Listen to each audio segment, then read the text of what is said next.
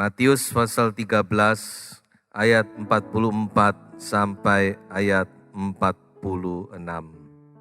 Hal kerajaan sorga itu seumpama harta yang terpendam di ladang, yang ditemukan orang, lalu dipendamkannya lagi. Oleh sebab sukacitanya, pergilah ia menjual seluruh miliknya, lalu membeli ladang itu.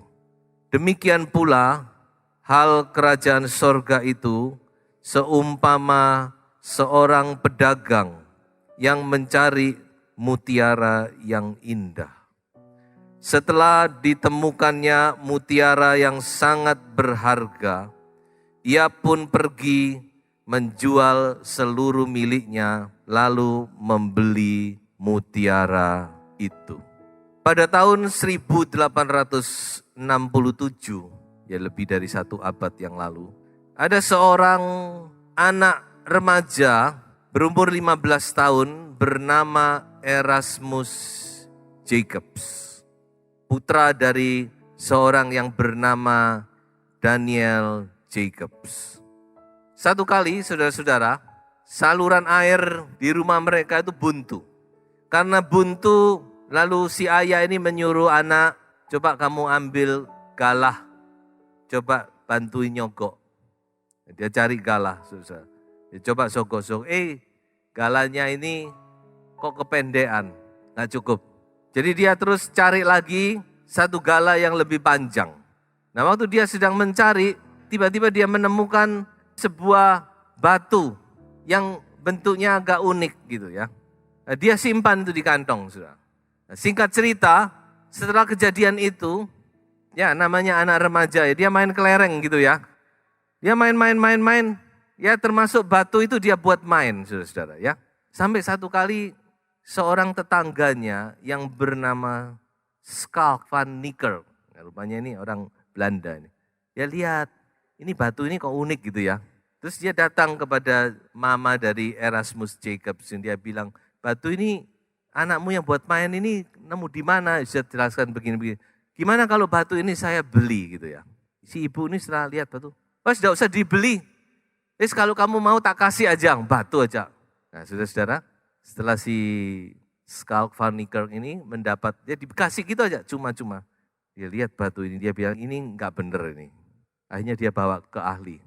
Dari tukang si ahli, satu ahli kepada ahli lain yang lebih ahli lagi sampai kepada ahlinya. Ternyata batu itu adalah sebuah diamond, berlian 21,25 karat atau kurang lebih 4/4 gram. Diamond yang pertama dan mungkin salah satu yang terbesar di dunia. Sebuah berlian. Dan berlian itu masih disimpan di museum, dikasih nama Eureka, yang artinya I found it, artinya aku menemukan, aku temukan. Tapi ironisnya orang yang menemukan, dia tidak sadar kalau dia sudah menemukan satu diamond yang terbesar di dunia. Nah saudara-saudara, kalau kita kaitkan dengan perumpamaan tadi, maka saudara-saudara, kita harus menyadari bahwa di dalam hidup ini ada hal-hal yang sangat mahal, yang tidak bisa dibeli dengan uang, yang tidak terbeli. Nah, ini yang sering kali kita tidak sadari bukan? Sehingga kita seperti keluarga Jacobs ini, mau saya beli berapa harganya? Tidak usah dibeli, sudah ambilan aja. Dia tidak tahu bahwa dia memegang satu diamond yang luar biasa. Sesuatu yang tidak ternilai. Kalau mau dinilai dengan uang itu ada sesuatu yang sangat-sangat mahal. Saya mau berbicara tentang 3 hal yang tidak terbeli. Apakah hal itu? Yang pertama, mari kita membaca di dalam Mazmur 49 ayat 8 sampai ayat yang ke-10. Tidak seorang pun dapat membebaskan dirinya atau memberikan tebusan kepada Allah ganti nyawanya. karena terlalu mahal harga pembebasan nyawanya dan tidak memadai untuk selama-lamanya, supaya ia tetap hidup untuk seterusnya dan tidak melihat lubang kubur. Yang pertama yaitu keselamatan jiwa. Nyawa, kalau dalam Mazmur ini nyawa. Tapi ini bukan hanya berbicara nyawa, ya nyawa hidup kita ini di dunia, tapi ini bicara tentang kekekalan juga. Hidup yang kekal, keselamatan. Jadi saudara-saudara, firman Tuhan berkata bahwa keselamatan jiwa yang saudara dan saya miliki itu adalah sesuatu yang sangat-sangat mahal dan tidak bisa dinilai dengan uang. Dikatakan berapapun harta yang kita miliki tidak memadai.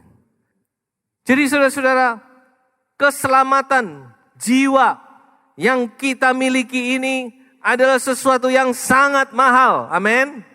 Dan firman Tuhan jelas berkata bahwa itu bukan sesuatu yang bisa kita peroleh dengan jerih payah kita. Tapi itu adalah anugerah. Artinya pemberian cuma-cuma. Mengapa kok diberikan cuma-cuma, saudara?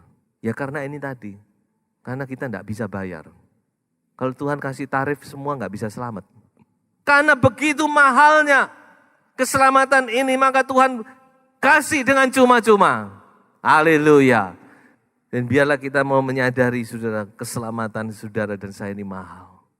Jangan sampai dijual, apalagi cuma diberikan gitu saja. Tidak bisa ditukar dengan uang, saudara. Banyak orang menukar keselamatan jiwanya dengan kedudukan, dengan uang, dengan kesenangan-kesenangan yang sifatnya sementara. Tapi akhirnya mereka toh kecewa. Karena semua itu seperti fata morgana. Mari saudara kita benar-benar hargakan ini, keselamatan jiwa ini. Berapapun yang harus dibayar, harga dibayar. Kita mau pertahankan itu. Karena keselamatan jiwa itu sangat-sangat mahal. Lalu bagaimana saudara dan saya menghargakan keselamatan itu? Mari kita belajar kepada Rasul Paulus. 1 Korintus pasal 15 ayat yang ke-10. Tetapi karena kasih karunia Allah, aku adalah sebagaimana aku ada sekarang. Dan kasih karunia yang dianugerahkannya kepadaku tidak sia-sia. Sebaliknya aku telah bekerja lebih keras daripada mereka semua. Tetapi bukannya aku, melainkan kasih karunia Allah yang menyertai aku. Amin. Haleluya, haleluya. Bekerja lebih keras, kata Rasul Paulus. Paulus seolah-olah hidupnya itu seperti sebuah lilin. Dia menyala dengan terang. Walaupun akhirnya dia habis.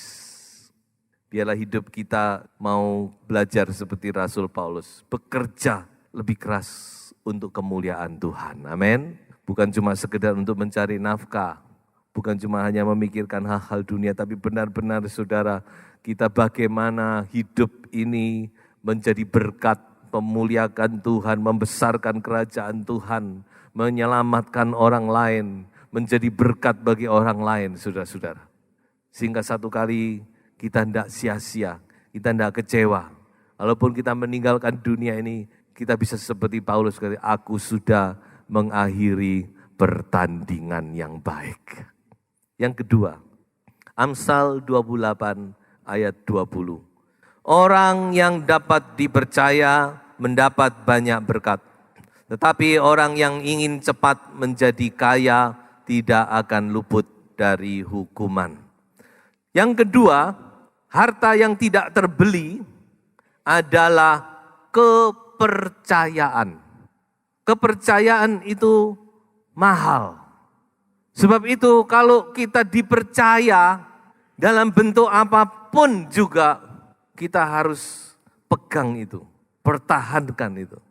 Jangan sampai kepercayaan orang itu hilang. Kalau saudara bekerja dalam bisnis pun, saudara, itu kepercayaan mahal. Saudara kalau dipercaya, itu saudara harus jaga sungguh-sungguh. Karena begitu luput sekali, nama kita jelek, dan orang yang memang mau niat menjelekkan kita, wah habislah. Nomor 1 itu kepercayaan, nama baik. Demikian juga dalam kehidupan kita secara keseluruhan, saudara, kepercayaan itu mahal. So itu kita harus jaga. Karena dikatakan orang yang dapat dipercaya itu, saudara, dia pasti akan diberkati oleh Allah dan oleh manusia. Ya, saudara jaga dengan kejujuran. Ya pokoknya saudara, ya saya tidak bisa ngomong, tergantung saudara apa. Saudara dipercaya keuangan, saudara harus jujur. Dipercaya ini semua, lakukan itu dengan baik. Kepercayaan ini saudara. Ada satu ayat lagi yang hampir sama. Dalam Khotbah pasal 7 ayat 1. Dikatakan di situ nama harum itu lebih mahal daripada minyak yang mahal. Nama harum itu sangat mahal. Sebab itu mari kita benar-benar menjaga dengan baik. Di dalam Alkitab saya akan ambil satu contoh. Seorang anak muda yang bisa menjaga kepercayaan yang diberikan kepadanya. Namanya sudah tidak asing lagi, yaitu Yusuf. Mari kita baca itu di dalam Kejadian pasal 39 ayat 8 dan ayat yang ke-9. Kejadian 39, coba saudara perhatikan perkataan Yusuf ini. Ini perkataan yang luar biasa ini. Dan diucapkan oleh seorang anak muda, masih muda belia. Ayat 8, tetapi Yusuf menolak dan berkata kepada istri tuannya itu, dengan bantuanku, tuanku itu tidak lagi mengatur apa yang ada di dalam rumah ini. Dan ia telah menyerahkan segala miliknya pada kekuasaanku. Bahkan di rumah ini ia tidak lebih besar kuasanya daripadaku. Dan tiada yang tidak diserahkannya kepadaku selain daripada engkau. Sebab engkau istrinya. Bagaimanakah mungkin aku melakukan kejahatan yang besar ini dan berbuat dosa terhadap Allah. Kalau masalah keuangan sudah tidak usah dipikir. Saya yakin seyakin-yakinnya Yusuf ini seorang yang jujur dan berintegritas. Ini sudah bukan lagi bicara masalah keuangan ini. Ini masalah kelemahan manusia seksual. Kalau sudah seksual, siapa yang bisa tahan? Betul? Anak muda di tempat yang asing, dia mau berbuat apapun tidak ada yang tahu. Apalagi ini bukan dia yang memulai. Ya segala macam persyaratan itu sangat mendukung ya. Tapi Yusuf adalah seorang yang punya integritas. Bukan hanya di hadapan manusia, tapi dia juga berintegritas di hadapan Allah. Dia punya hati yang takut kepada Tuhan. Dia menjaga kepercayaan itu dengan baik. Bukan hanya masalah dengan manusia, tapi dia tahu masalah dengan Tuhan. Makanya dia bilang, saya tidak mungkin melakukan ini. Saya dipercaya begitu rupa oleh Tuanku. Tuanku ini, kalau saya boleh ngomong dengan bahasa yang gamblang ya. Tuanku ini sudah mempercayakan segala sesuatu loh. Masa aku mau mengkhianati, merusak kepercayaan ini. Apalagi di hadapan Allah, aku tidak mungkin. Walaupun saudara tahu, apa balasan Yusuf? Bukan dia malah ditinggikan. Malah dia dipenjara, saudara-saudara, tanpa batas waktu yang jelas. Dengan nama yang dicemarkan, fitnah lebih kejam dari perbuatan. Indonesia sudah bisa berbuat baik, menjaga kepercayaan malah. Tapi saudara, tidak usah takut. Kalau Tuhan itu melihat, menghargai kita, kita nggak usah takut. Saudara. Nanti Tuhan yang akan membela kita. Jadi Yusuf ini dibela oleh Tuhan. Saudara. Dibuktikan kebenarannya oleh Tuhan. Dia menjaga kepercayaan Allah. Maka Allah mempercayakan dia menjadi Perdana Menteri Firaun. Orang yang kedua di bawah Firaun. Tadinya dia orang keduanya Potifar. Sekarang dia diangkat langsung menjadi orang keduanya Firaun. Sayang Alkitab tidak mencatat ketika Yusuf sudah jadi orang kedua Firaun. Bagaimana kalau Potifar ketemu Yusuf? Nah ini saudara ya. Apalagi istrinya, waduh malu sudah. Buka semua tuh kan.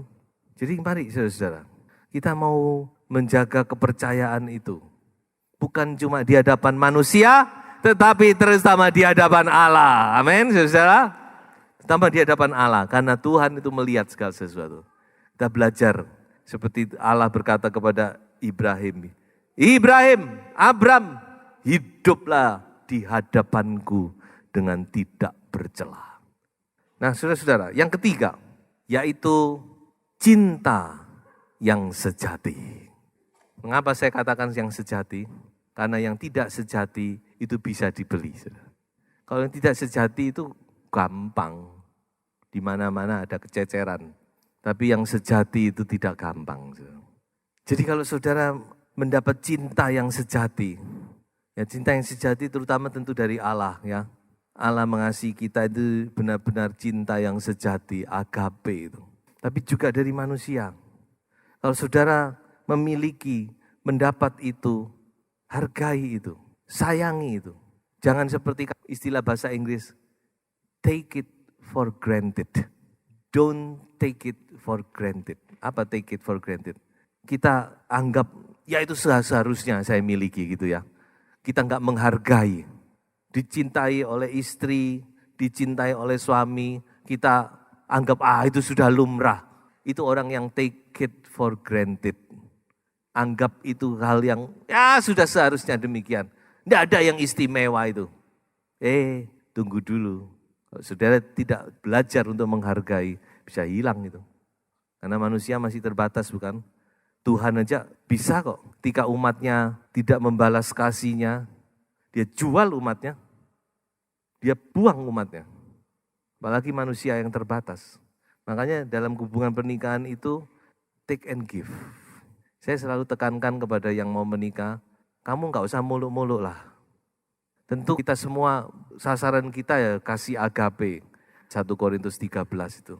Tapi coba kamu belajar dulu kasih fileo, kasih persaudaraan. Apa kasih fileo itu?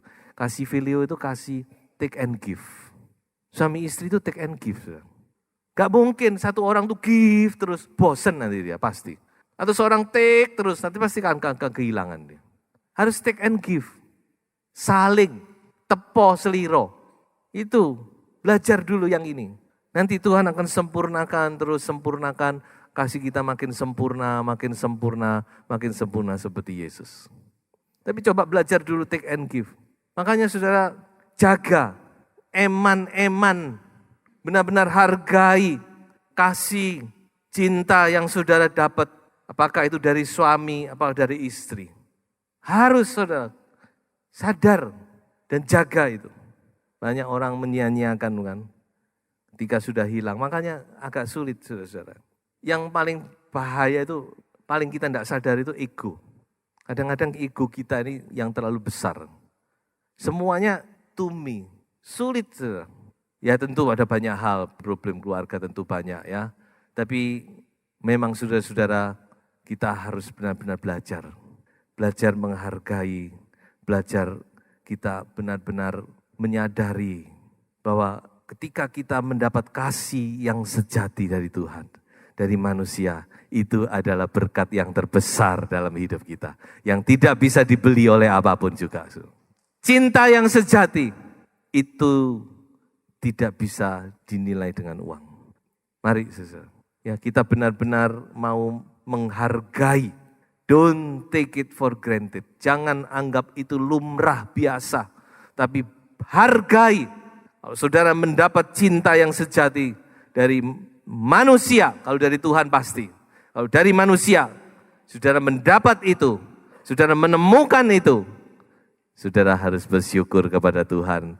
Karena itu mahal, itu tidak terbeli. Saudara tidak bisa cari di mana-mana. Ayo ya, kepada suami istri ya, apalagi sudah sekian puluh tahun menjadi suami istri, nggak ada yang lain yang lebih mengasihi engkau daripada suamimu dan daripada istrimu. Yang bisa menerima engkau apa adanya. Apalagi Tuhan. Tuhan itu mengasihi kita dengan cinta yang sejati. Amsal pasal 3 ayat 3 dan ayat yang keempat. Janganlah kiranya kasih dan setia meninggalkan engkau. Kalungkanlah itu pada lehermu, tuliskanlah itu pada loh hatimu. Ayat 4, maka engkau akan mendapat kasih dan penghargaan dalam pandangan Allah serta manusia. Saya ulangi lagi, 3 hal yang tidak terbeli. Yang satu apa? Keselamatan. Yang kedua, kepercayaan. Yang ketiga, cinta yang sejati. Tuhan Yesus memberkati.